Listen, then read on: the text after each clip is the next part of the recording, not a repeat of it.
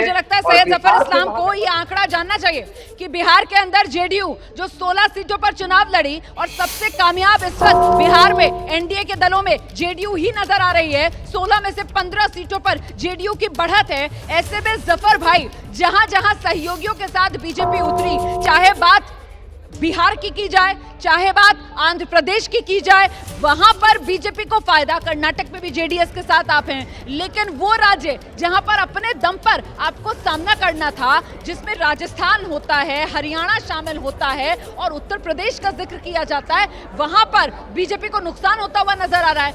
अपने दम पर बीजेपी नुकसान झेल रही है।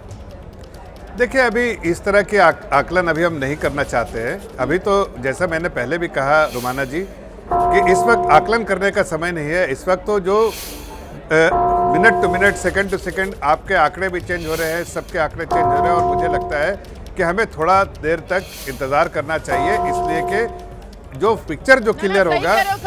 जफर भाई, इंतजार करना चाहिए हमें, क्योंकि एनडीए एक बार फिर से 300 के नीचे आ गया है। एनडीए इस वक्त 299 पर है, इंडिया गठबंधन 230 पर है और इसमें बड़ा झटका बीजेपी को जिस राज्य में लग रहा है वो राज्य राजस्थान है। 2019 में 25 की 25 सीटें राजस्थान की एनडीए के खाते में गई थी, बीजेपी के खाते में गई थी, लेकिन इस बार राजस्थान में बीजेपी फिलहाल सिर्फ 14 सीटों पर ही बढ़त बनाए हुए नजर आ रही है। अन्य सीटों पर कांग्रेस को फायदा मिलता हुआ नजर आ रहा है। रुझानों में एनडीए और घटा, एनडीए 290 पर आ गया है, इंडिया गठबंधन 230 पर इस वक्त पहुंचा हुआ नजर आ रहा है। इसीलिए मैं कह रही हूं कि 3 घंटे से ज्यादा हो गया है गिनती शुरू हुए, लेकिन अभी भी तस्वीर मुकम्मल तौर पर तो क्या कुछ भी साफ होती हुई नजर नहीं आ रही है। अभी भी ये ऊपर नीचे वाला खेल लगातार जारी है। जी सैयद जफर इस्लाम, राजस्थान का आंकड़ा सुना आपने सर?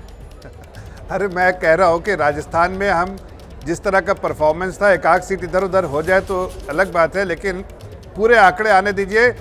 ये रुझान के बेसिस पे सिर्फ इतना कह सकता हूँ कि आप मुझे अभी बधाई दे सकते हैं कि एनडीए की सरकार बनेगी, और जब 2 बजे आप बधाई देंगे मुझे तो उस वक्त आप ये कहेंगे कि एनडीए की बहुत प्रचंड बहुमत से सरकार बनेगी। ये मैं अभी आपसे कह रहा हूँ और मुझे पूरा विश्वास है कि सरकार एनडीए की बनेगी और प्रचंड बहुमत से बनेगी। ये दोनों चीज मैं आपके सामने कह रहा हूँ। नहीं, अब ये 3 घंटे की काउंटिंग के बाद भी अगर आप मुझे कह रहे हैं कि बधाई दे दीजिए, सरकार एनडीए की बनेगी, तो मुझे लगता है इसी में आपकी शिकस्त है, क्योंकि यहाँ तो बात अब की बार फिर से मोदी सरकार की थी और आप मोदी सरकार फिर से बनेगी इसके लिए मुझसे बधाई नहीं मांग रहे हैं।